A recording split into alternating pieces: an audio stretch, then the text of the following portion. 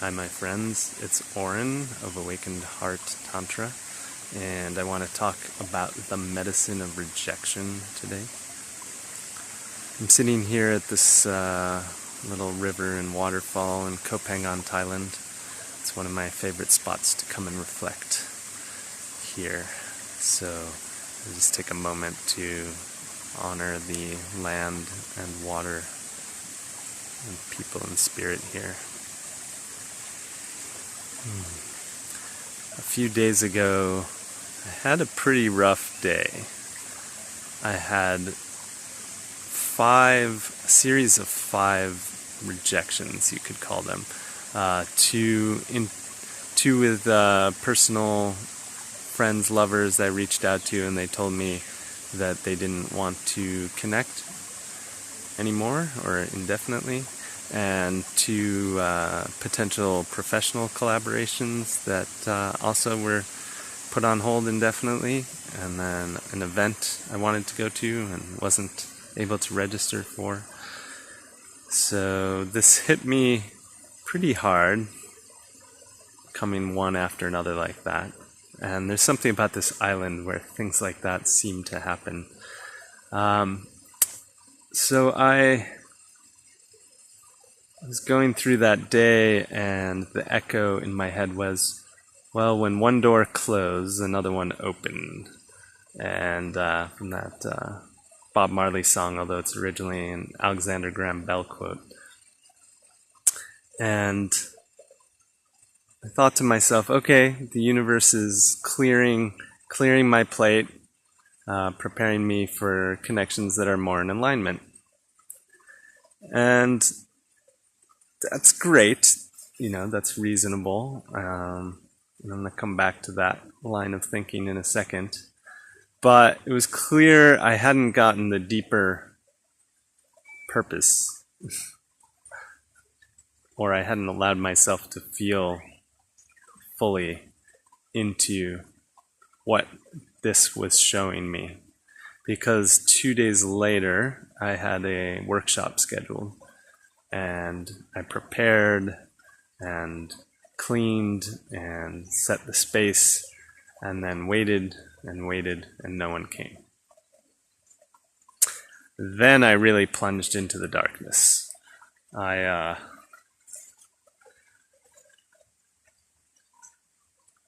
felt really down, and old thought patterns started coming up, like I don't belong anywhere, I have no purpose, nothing I do will work, no one likes me, no one cares about me, etc., etc. And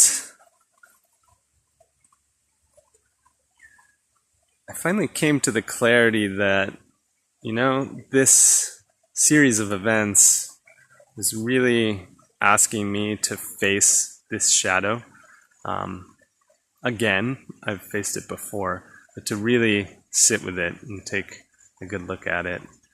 And so my day basically looked like sitting with a notebook on my bed and passing in and out of consciousness, writing down the thoughts and feelings that were arising because of what had happened and what these old stories were.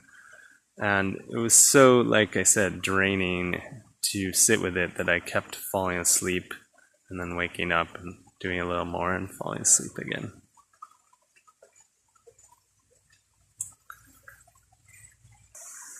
So let's circle back to the theme here. I was once at a talk where a wise rabbi said that you should always surround yourself with friends when you're going through something hard, and 4 or 5 of them should be the kinds of people who are gonna just hold you in your pain and empathize, and then 1 should be the one who points to the truth that is also being revealed by that experience. The thing is, it's It's usually important to get the compassion and empathy first, both for ourselves and from others. I actually did reach out to a friend who wanted to jump right to the truth-telling, and I had to actually fight for myself and fight for her to offer me empathy and compassion first.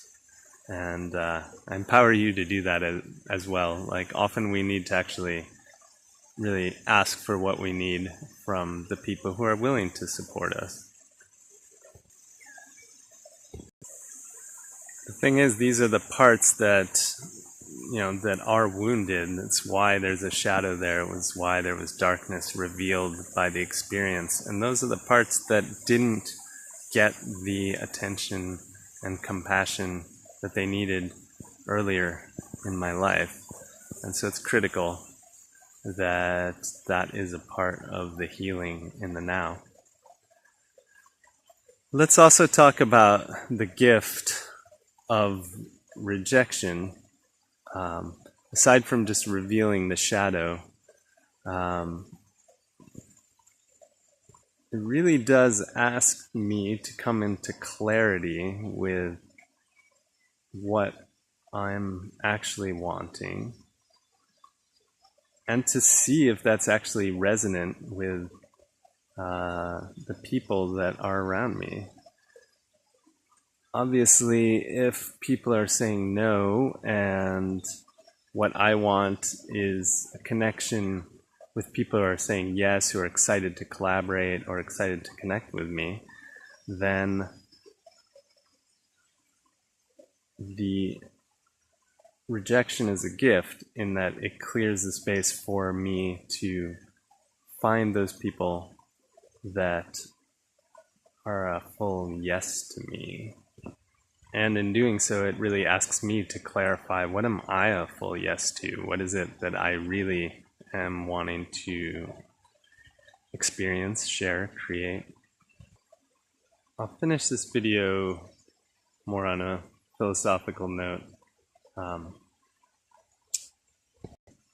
When we think about beliefs, we can evaluate them by some notion of truth. We can also evaluate them by some notion of usefulness.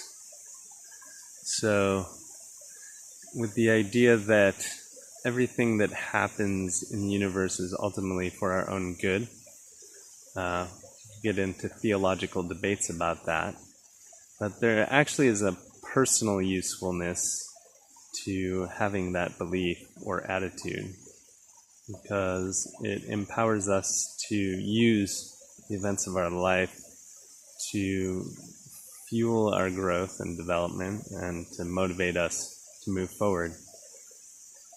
There's a part of that Alexander Graham Bell quote that's usually not included, and to paraphrase, he said something like, when one door closes, another one opens, but usually we regret for so long the closed door that we miss the opportunity for the new door. So I invite you and myself to practice grace, practice faith, practice that kind of metaphysical optimism that there is something revealed for us through rejection, through loss, after we've given ourselves compassion for the pain, to let it fuel a continuing evolution and happiness and expansion and our service to one another. Thank you, and see you next time.